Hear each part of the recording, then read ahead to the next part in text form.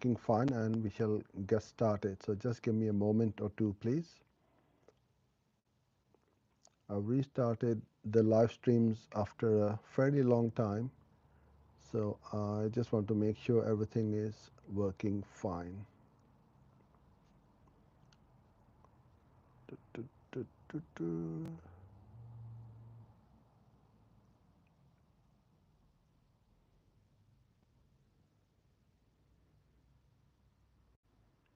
Okay, I think it's working fine, and I'm not sure if anybody is there on the call yet, but if you are, please drop a little hello in the chat box so I know that you are there and you can hear me loud and clear. Okay, I think the technology seems to be working fine, but we do have gremlins every now and then. All right, so that's good. Okay, yeah, all cool, all good. Let's get started. Hello, my name is Ozair, and if you are watching live, then thanks for joining in. I started live streaming during the COVID, the first year of the COVID, and we did live streaming pretty much for the whole of the year, every weekday, to help businesses like yourselves with their Google Ads, digital marketing, and online strategies and advertising. Then we stopped for a while, and now it's time to get back into the saddle and get our live streams going so that we can create even more content, better content for um, all of you. So the sessions are very informal and friendly. All you need to do is to put in a hello and a hi and give me a little thumbs up so I know that you're there. Send in any questions, and I'll try my best to answer any questions which may come across to me. What I have done is I've collated some of the questions from earlier on, from emails and from our YouTube comments, etc., so that we don't sit idle over here. And I can start with some questions during this call. Okay, so where are my questions? So the first question is, how do I improve my quality score? It's a great question. One of the most commonly asked questions, I should say, because everyone is obsessed about quality score. Yes, you want to keep an eye on it, but you don't need to be obsessive about it, because what you don't want to do is to just look at one metric, which is quality score. There are lots of other metrics as well, like conversions, conversion rate, cost per conversions, and so on.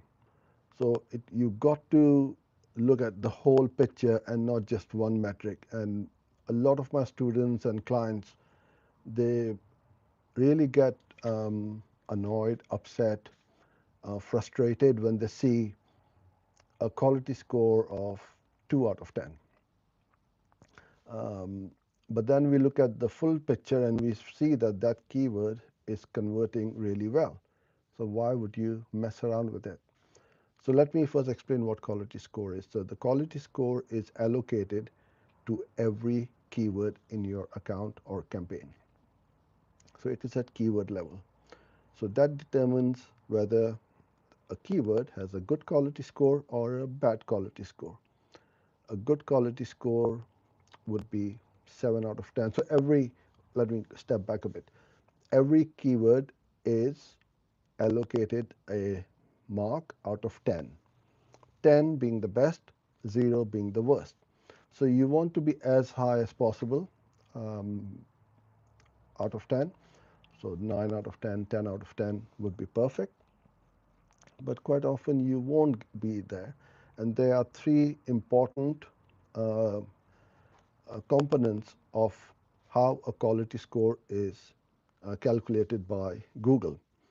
So the three things which determines your quality score for a keyword is expected click-through rate, ad relevance, and the landing page experience. So let's go into a bit more detail of each one of them. Google is in the business of clicks. That's how they make money. If nobody clicks on their ads, they're not going to make money, neither will you, because you are not driving any traffic to your website, right? You don't get any visitors to your website, you're not going to get any leads or sales. So this is a fact that you got to get clicks on your website, but you got to get the right click, not just spammy clicks, irrelevant clicks. Get the right click, few clicks, but the good clicks. So expected click-through rate is the first component. Obviously, Google doesn't care. Well, they do in a way because they want Google Ads to work for you, but it doesn't hurt them or hurt their pockets if an irrelevant person clicks your ad. So you need to work out who clicks on your ad by targeting the right keyword, the messaging on your ads, and so on. So the expected click-through rate is, so every keyword will have an expected click-through rate that, okay, the higher the click-through rate, the better the ad is. So if my ad is shown to somebody who's interested in Google Ads or digital marketing, then obviously they will be interested in my ad as long as the message on the ad is good. So I'm going to get a higher click-through rate. The next one is the ad relevance.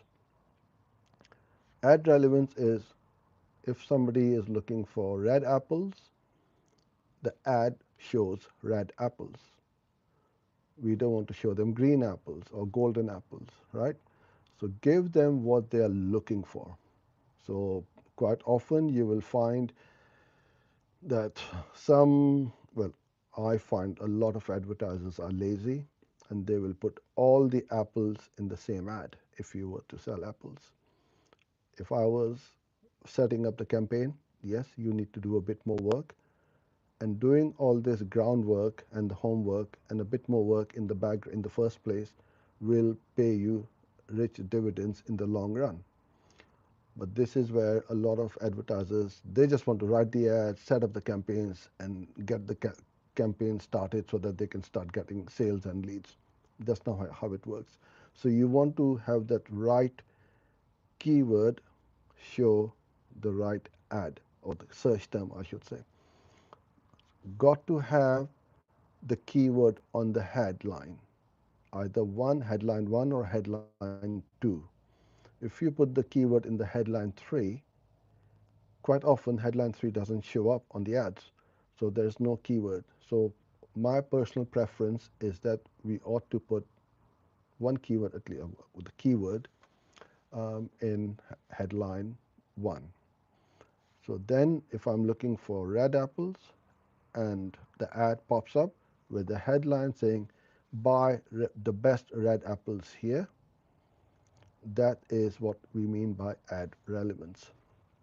And the third bit is the landing page.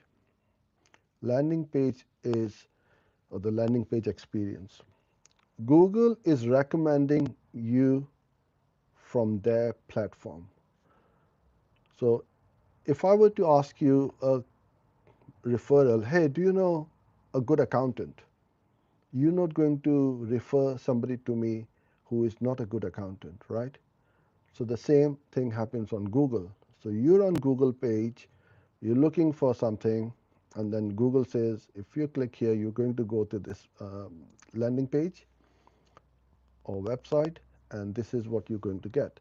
So they want to send traffic to high quality websites and landing pages.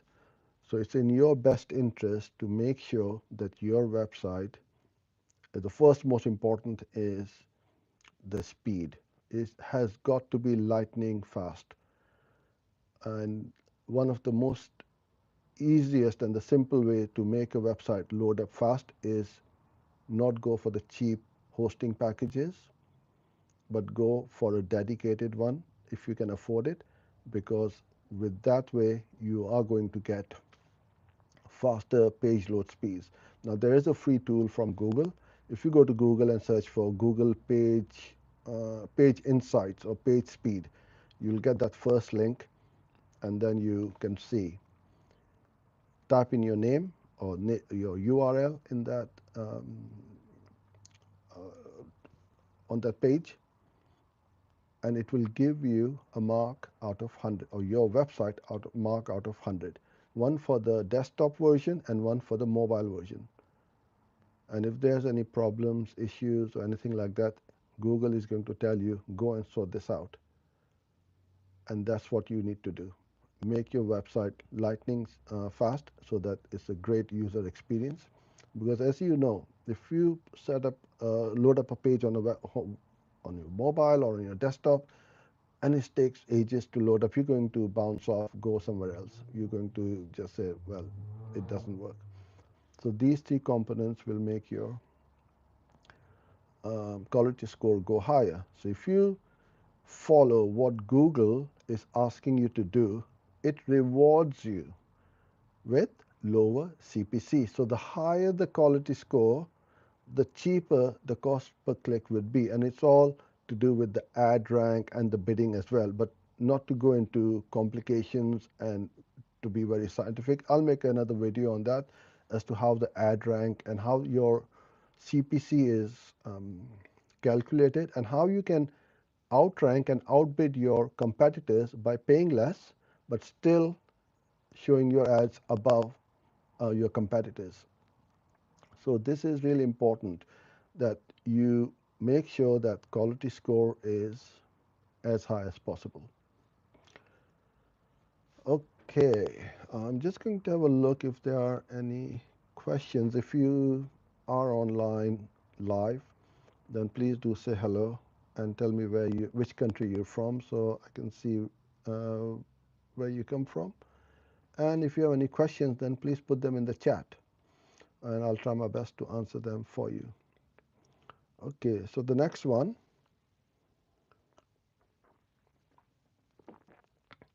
is, how do I create compelling ad copy and effective headlines? Great question. So again, it goes back to your ad writing skill. First of all, you don't need to be an expert copywriter. I'll repeat that. You don't need to be an expert copywriter. And secondly, you don't need to be a native English speaker. That means English does not need to be your first language. I'm from Pakistan. I was born there. English is not my first language, but I can speak, I can read, I can write. A lot of people who live in different countries, non-speaking English countries, their English may not be good. So you need to be a bit careful about the spellings and the grammar and stuff like that. It is so easy now. It is unbelievably easy. And I will go through how to write ads on another video on how to write ads quickly and easily with ChatGPT, with Gemini. There are so many AI tools available now which will help you, that it is effortless and seamless. All you need is to give or feed the AI the framework to work with. Because if you just tell ChatGPT, hey, ChatGPT or Gemini, write me Google Ads for whatever business, it will give you some headlines and description lines, but it won't be very attractive. It won't be compelling. It's highly unlikely to get the click. So you need to have that framework. And here's the 6 things which you need to do, or 6 or 7 things you need to do on your ads. So if you've got a pen and paper, please make a note or rewatch this video again. First is the keyword, as I said earlier on. Keyword is one of the most important components on the ad. Because if I'm looking for red apples and it says here, buy best red apples here, I know this ad is about red apples. The next one is possibly the brand. If your brand is famous and popular, then obviously you've got to leverage that. So if you're selling Nike shoes, then you're going to proudly put in Nike shoes, obviously. But if you're not Nike shoes and you got some other unknown brand, then not many people will know about you. So if you've got a brand or brand traffic and people know about you, who you are, what you do, your business may be 20 years old, then use your brand name as well. Then you need to put in the features of your product or service, the benefits of the product and service as to what's in it for them, for the customers, social proof, how many reviews you've got, how many subscribers you've got, how many followers and on social media and so on. So numeric numbers or the values are really important. We have over 30,000 subscribers or something like that. Call to action is one of the most important things. What you want them to do: buy now, download, subscribe, sign up, join the webinar, and so on. Pricing. Now this is something which some people will say, oh, I don't want to show my prices. Some people will say, yes, pre-qualify. I'm in the camp where it says, I want to pre-qualify my audience. If they can't afford to buy a $100 product, then I should say our prices start from $100.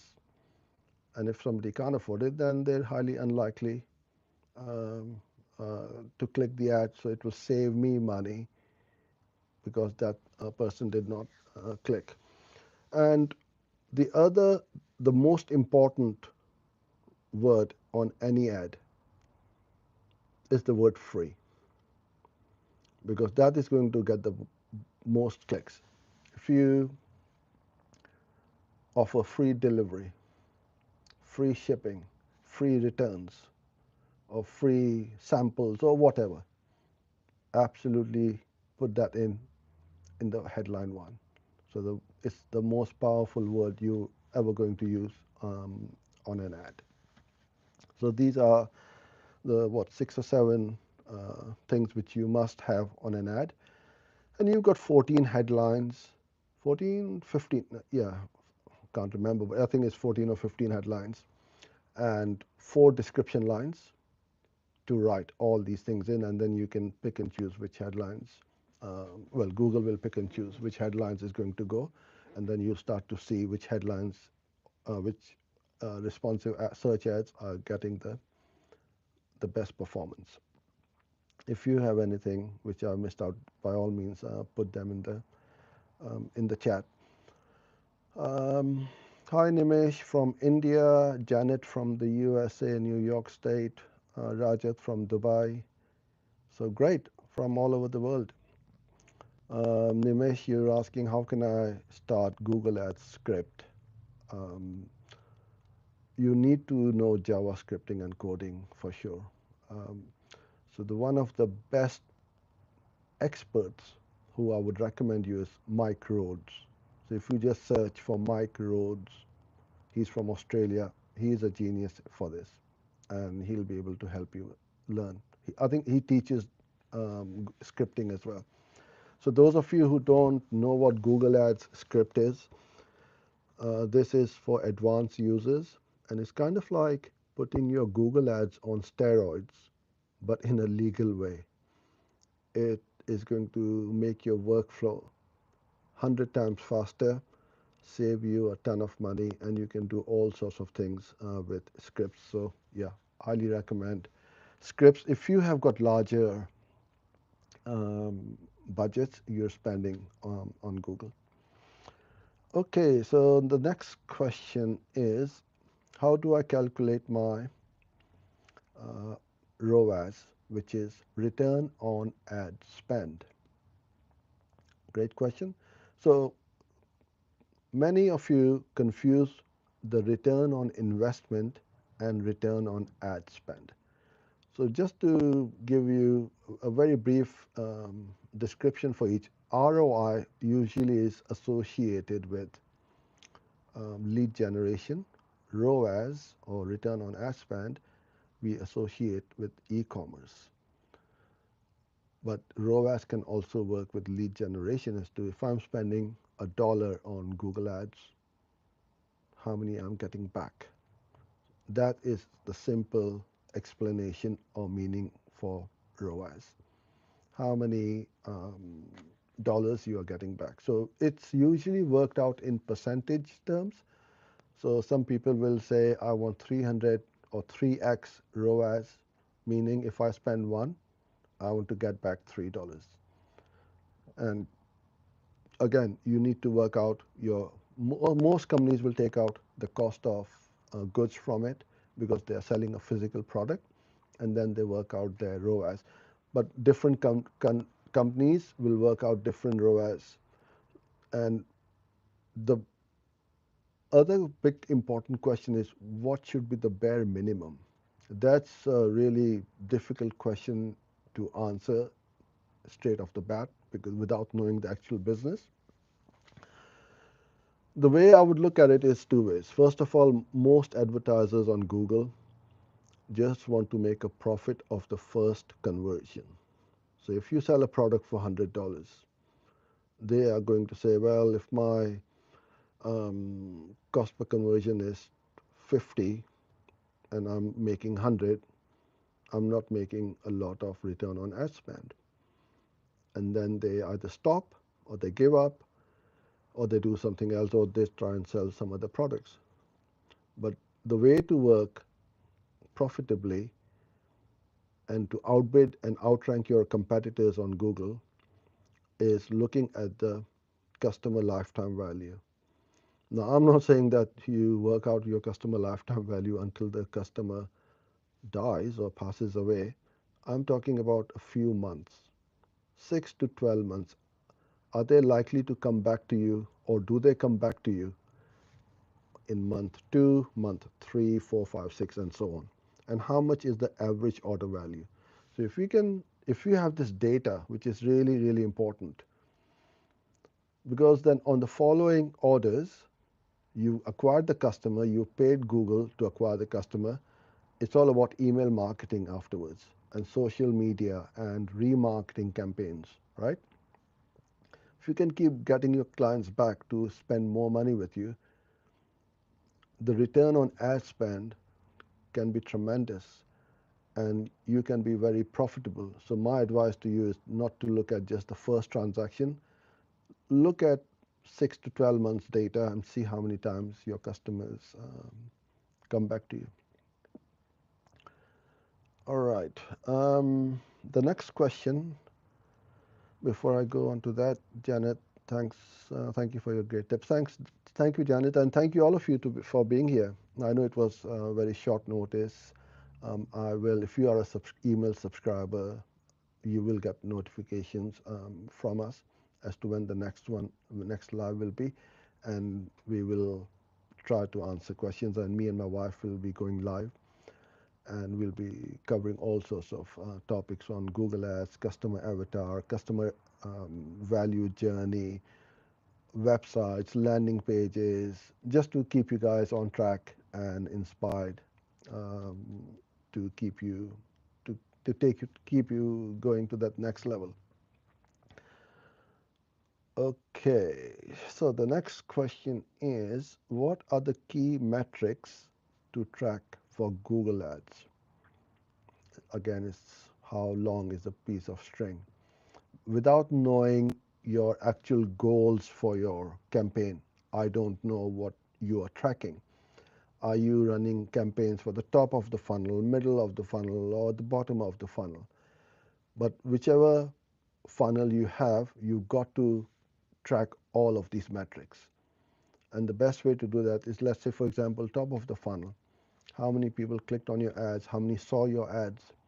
How many, what was the time of uh, time on site? How much, when they clicked on your ad and they came to your website, how long they stayed on your website for? Did they click add to cart, checkout, and all these micro conversions which lead to the likelihood of a conversion happening or not. So all these metrics need to be tracked. Obviously, we need to track the main metrics, which are the actual conversions, and that could be sign up to my live stream or to my webinar, download my cheat sheet, buy this product, whatever the call to action may be for the main metric. That obviously you will always track, but you need to also track all these micro conversions which lead to the actual conversion. Because if you are not getting any conversions right now, then you need to deep dive and think, okay, what is the problem? What is happening? Why am I not getting leads? So I look at my landing page and I see I've got a really nice video on my page, but nobody is clicking on it. Why aren't they clicking on my video? Could it be that my video button doesn't work? It may well not work. That's why. So if I don't track that, I wouldn't know. Are they scrolling to the bottom of the page where my call to action button is? And then I'm wondering, why are they not clicking on my call to action button? Because nobody's clicking at the bottom. All they are doing is reaching your website, looking at the top, and then bouncing off. So this is what you need to do, is to track all of these things, micro and macro conversions. This is what we call them.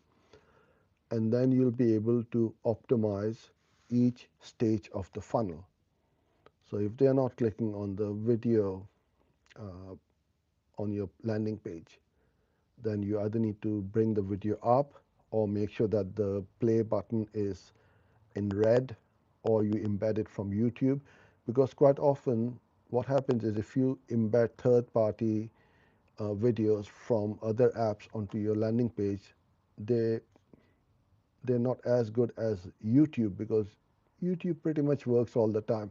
We've been using YouTube all our, well, not all our lives, but for a long, long time, since we started setting up landing pages and putting videos on there. So all of these things will help you improve your conversion rate for sure. So going back to your question, what are the most important things? I cannot answer in one go. Okay, these are the things which you must track.